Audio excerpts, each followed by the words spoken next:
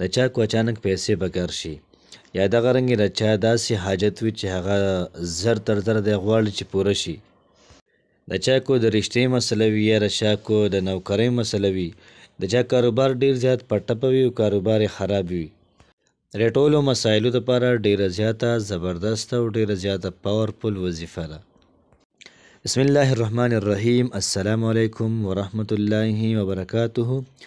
امید در به کوم چې تاسو ټول به ټیک ټاک کې د صحت نه به مزې اهلی.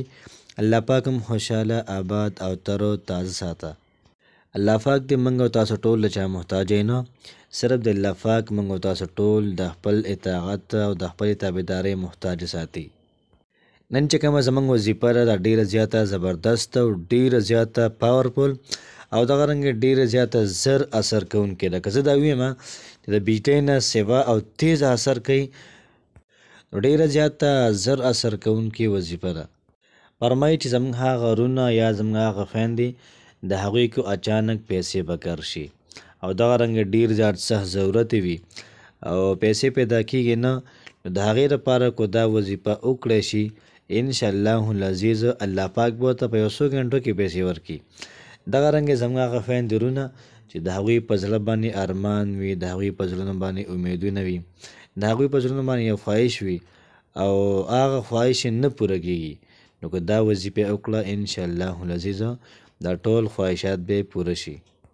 زموږ داسې وروڼه چې هغوی د کاروبار دپاره پیسې دا لګوي یا دغه رنګې کاروبار دپاره پیسې بندوي یا کاروبار شروع دی له، نو که دوی دا وایي چې کاروبار نورم مضبوط شي، نورم اغلا شي، نو د هغې لپاره دا وظیفه ډیره زیاته زبردست او ډیره زیاته پاورفل وظیفه ده.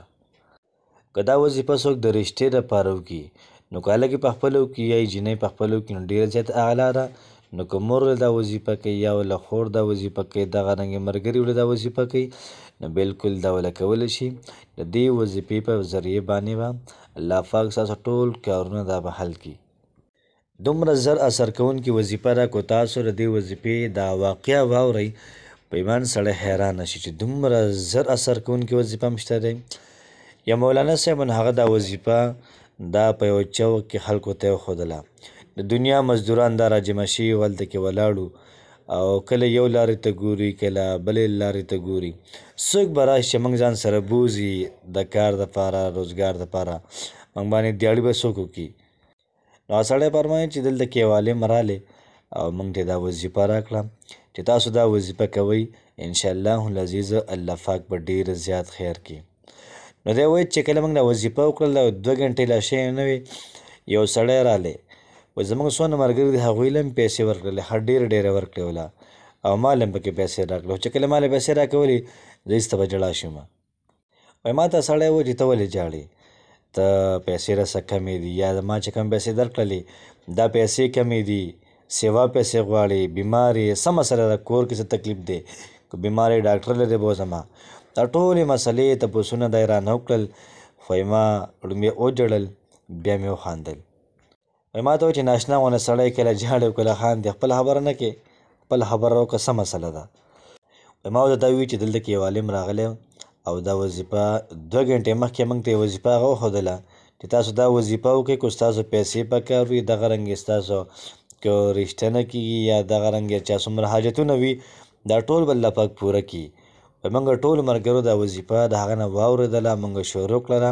وایي 2 غنټې لا تېره شوې نه وې، وایي تاسو راغلئ موږ له پیسې راکړئ. وایي موږ په دې حیرانه یو او ټول ملګري زموږ دومره خوشحاله دي چې دومره زبردست او دومره پاورفل وظیفه. دا واقعه مې دې لپاره پکې شیر کړله چې ستاسو یقین د نورم په دې وظیفې باندې مضبوط شي. نو راځئ چې زه د وظیفې طرف ته.